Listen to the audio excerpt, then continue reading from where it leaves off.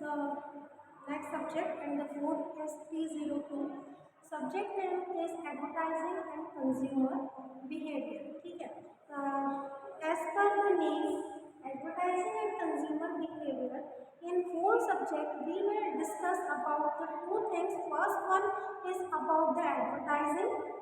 First 3 units will be based on the advertising, and next 2 units we have to discuss about the consumer behavior. That means कि भाई जो subject के name के according अभी तक हमारे विक्रम यूनिवर्सिटी का जो सिलेबस है डिस्क्राइब वो इसी तरीके से होता है कि if it is the combination of two things, that means the students will be study the two things in the single subject. It is the advertising as well as consumer behaviour. कि भाई students एक ही combination में दो चीज़ों को क्या कर सके, पढ़ सके. तो यहाँ पर हम एडवर्टाइजिंग की भी डिटेल स्टडी करेंगे फर्स्ट यूनिट में, और नेक्स्ट 2 यूनिट्स में, लास्ट 2 यूनिट्स में, 4th एंड 5th में we will discuss about the consumer behaviour. वहाँ पर हम जो उपभोक्ता है, आपको याद होगा कि हमने सेकेंड सेमेस्टर में सिर्फ एक टॉपिक पढ़ा था कंज्यूमर बिहेवियर के बारे में, है ना, मार्केटिंग में. लेकिन अब ये यहाँ पर एक पूरा क्या हो गया, सब्जेक्ट हो गया है कि कंज्यूमर बिहेवियर को एक टॉपिक के तौर पर ना पढ़ते हुए अब हमको एक सब्जेक्ट के तौर पर क्या करना है, उसको डिटेल स्टडी करना है. सो here the first of all we will start our first unit and totally it is based on the advertising. So first of all we will discuss the meaning of advertising. So the word advertising is come out from the Latin word adverter. एडवर्टर एक Latin word है और एडवर्टर से बना है advertising. अब इस एडवर्टर का Latin में क्या मीनिंग होता है, so the turn attention toward the specific thing. एडवर्टर लैटिन भाषा का शब्द है.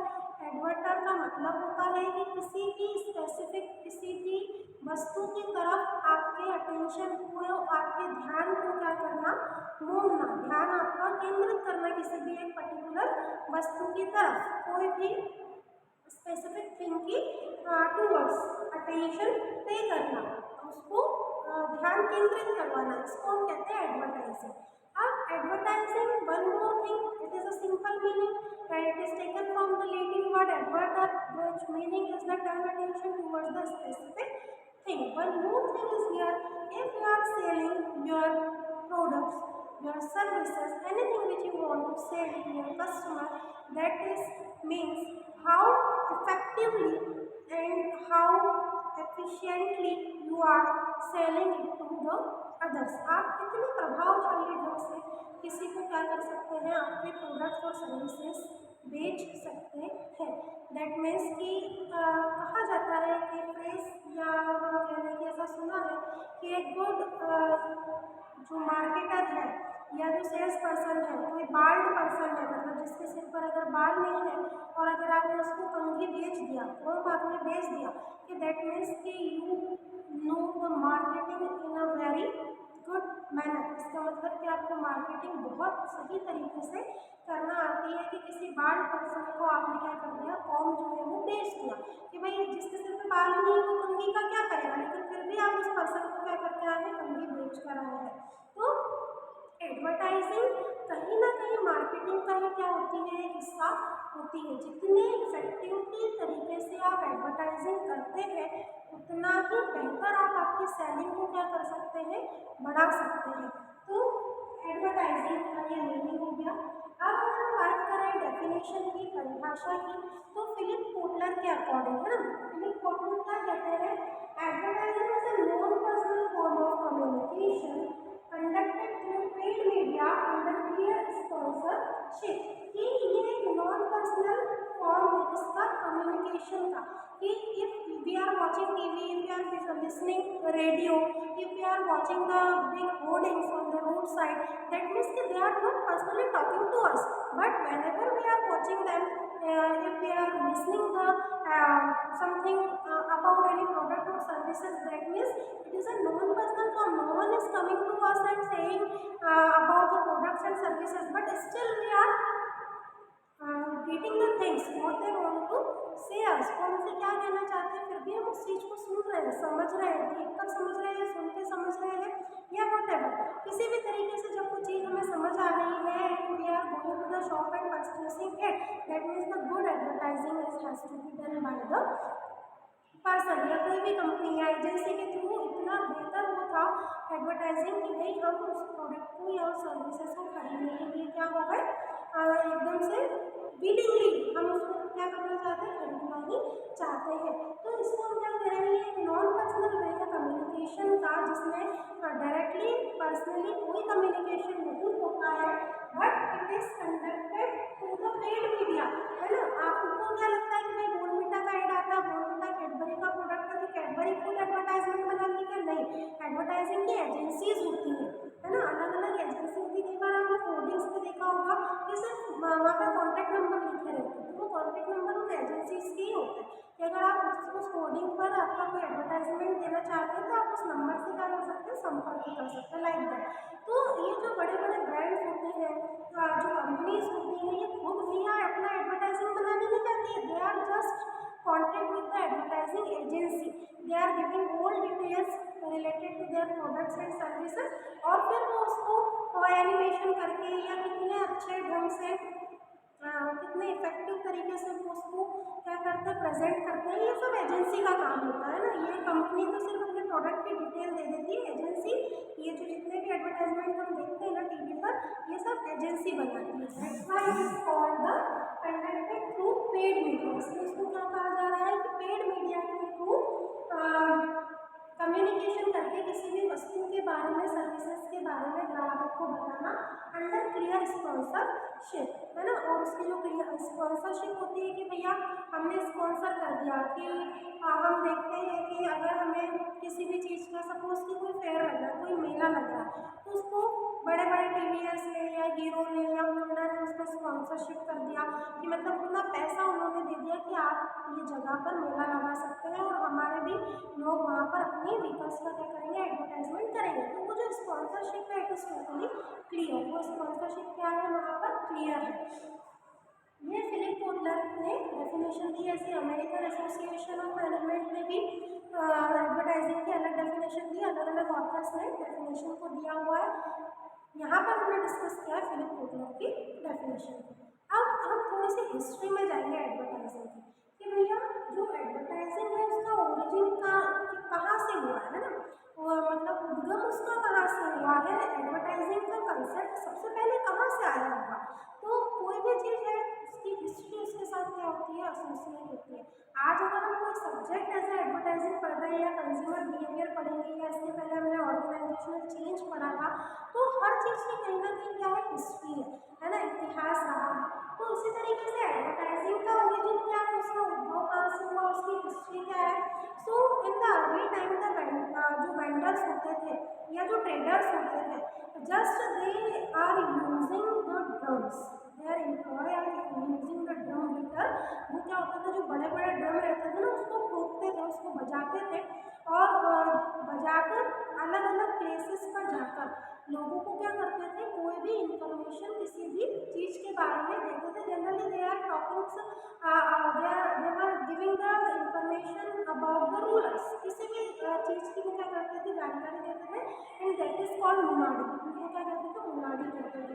तो जो पुराने ज़माने में ट्रेडर्स और वेंडर्स थे, they employ the drum beater. Drum beater उनके जो एम्प्लॉय होते थे वो अलग अलग प्लेस पर जाते थे और लोगों को और they are having just loud voice, उनकी जो आवाज़ होती थी वो काफ़ी ज़्यादा क्या होती थी, लाउड होती थी, तेज होती थी, ताकि वो ड्रम बीट कर चीख चीख के लोगों को जानकारी दे सके, दूर दूर तक लोग उनकी दी हुई जानकारी को सुन सके।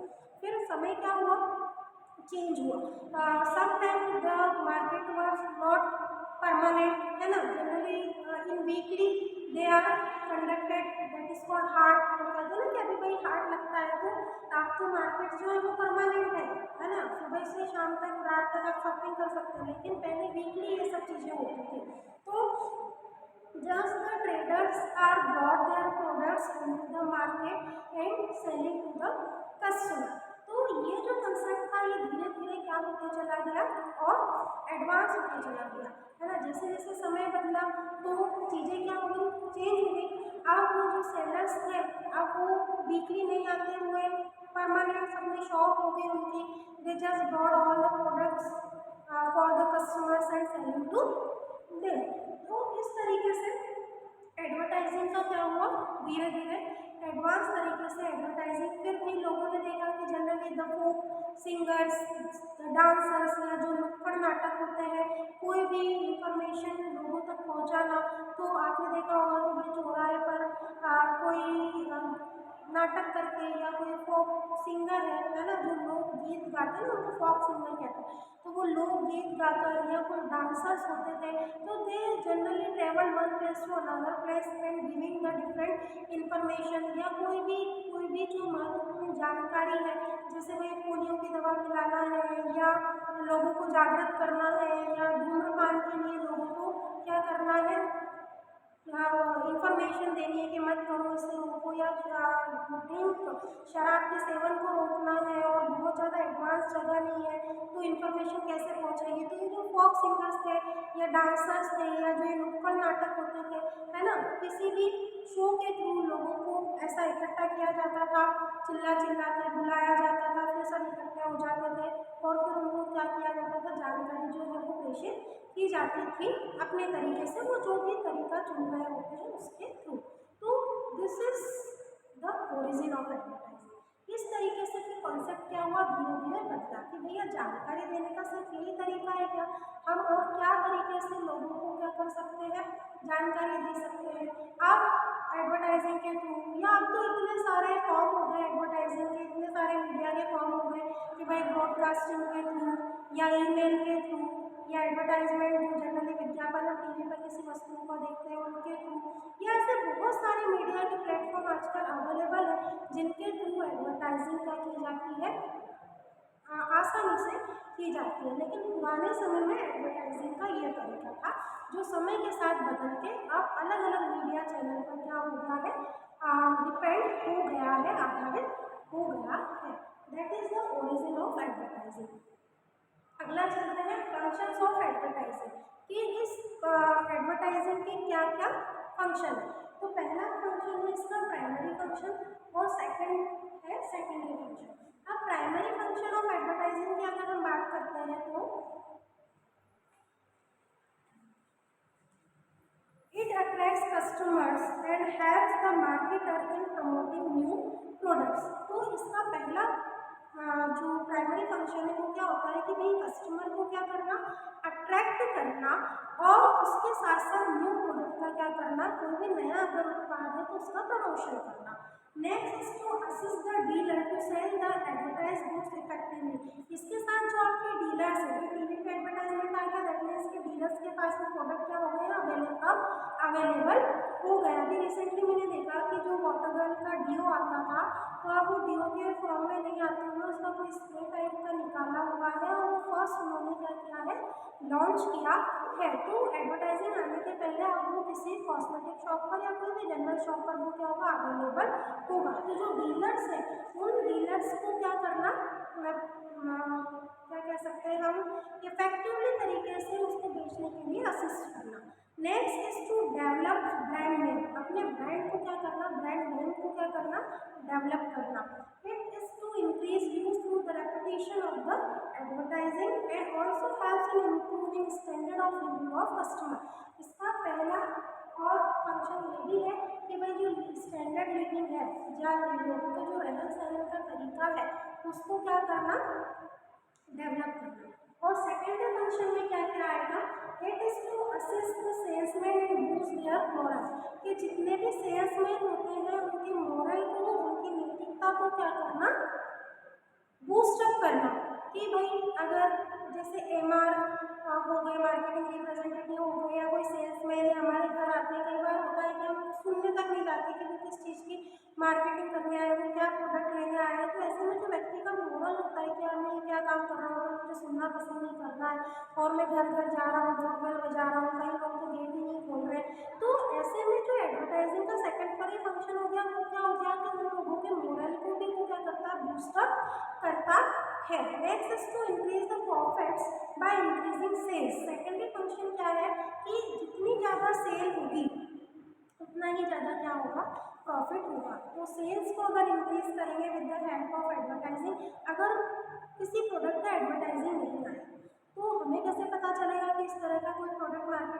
मार्केट में अवेलेबल है, हमें पता ही नहीं है तो हम खरीदेंगे ही नहीं तो बिक्री नहीं होगी, और बिक्री नहीं होगी तो प्रॉफिट नहीं होगा। तो सीधी सी मतलब बात ये है कि जितना एडवर्टाइजमेंट होगा किसी प्रोडक्ट का, किसी सर्विसेज का, उतनी ही वो वस्तु क्या होगी, बिकेगी। आप देखेंगे कि जितने भी कार्टून्स चैनल होते हैं या बच्चों के, तो उन पर इसी तरीके के ड्रिंक्स के, सॉफ्ट ड्रिंक्स के, बोर्नविटा, हॉर्लिक्स या किंडर जॉय और इस तरीके के एडवर्टाइजमेंट आते हैं, क्योंकि जब बच्चा देखेगा तो वो जिद करेगा, है ना, वो अपने पेरेंट्स को लाने को कहेगा, पेरेंट्स लाएंगे तो बिक्री होगी, प्रॉफिट होगा। दिस इज द, है ना, इस तरीके से। अभी कंफर्ट का ऐड आ रहा है कि भाई नमी वाला मौसम है, जनरली जो क्लॉथ्स रहते हैं वो सूखते नहीं है, एक अजीब सी स्मेल आती है, तो कंफर्ट नाम का लिक्विड अगर आप उसमें डालेंगे तो आपके जो क्लॉथ्स हैं वो फ्रेगनेंस होंगे, उनमें से खुशबू आएगी और 14 दिन तक वो रहेगी, है ना। तो ये क्या है, this is a way of advertising. जितना प्रभावशाली एडवर्टाइजमेंट होगा, विज्ञापन होगा, उतना ही बिक्री होगा, उतना ही प्रॉफिट भी क्या होगा, इंक्रीज होगा। And last one is to reduce the production and selling cost by increasing sale. जितनी सेल क्या होगी, बढ़ेगी, उतनी कॉस्ट क्या होगी, रिड्यूस होगी, और प्रोडक्शन पर भी क्या होगा, लगाम लगेगा। ज़्यादा से ज़्यादा आप माल बेचते जाइए, जितना आप बल्क में सामान बनाते हैं उतना ही उसका जो कॉस्ट होता है वो क्या आता है, कम आता है। अगर आप एक एक दो दो प्रोडक्ट बना रहे हैं या 15 20 25 30 50 प्रोडक्ट बना रहे हैं तो उसकी कॉस्ट उतनी क्या हो जाती है, बढ़ जाती है, और उसके एवज में फिर प्रॉफिट नहीं निकल पाता है। तो how much you are producing the product in the bulk quantity, so automatically the selling cost और the other cost will be reduce automatically, है ना। वो क्या होता है, अपने आप से ही उनकी जो कॉस्ट होती है वो रिड्यूस हो जाती है, कॉस्ट रिड्यूस होती है तो प्रॉफिट मार्जिन क्या हो जाता है, बढ़ जाता है। लेकिन कब, जब आप बल्क में, जब आप थोक में कोई सामान बना रहे हैं। थोक में सामान आप कब बनाएंगे, जब मार्केट में उसकी डिमांड ज़्यादा होगी, डिमांड ही नहीं है तो आप थोक में बना कर क्या करेंगे। तो everything is associate with each and everything, सभी चीज़ें एक दूसरे पर क्या है, डिपेंडेंट है। एडवर्टाइजिंग अच्छी होगी तो सेल्स अच्छा होगा, सेल्स अच्छा होगा तो प्रॉफिट अच्छा होगा, प्रॉफिट के पहले आता है कि कॉस्ट कम हो जाएगी तब प्रॉफिट अच्छा होगा, लाइक दैट। तो here in this video we have discussed the first thing, meaning definition, origin and the functions of the advertising. In our next video we will discuss the significance and the scope of advertising.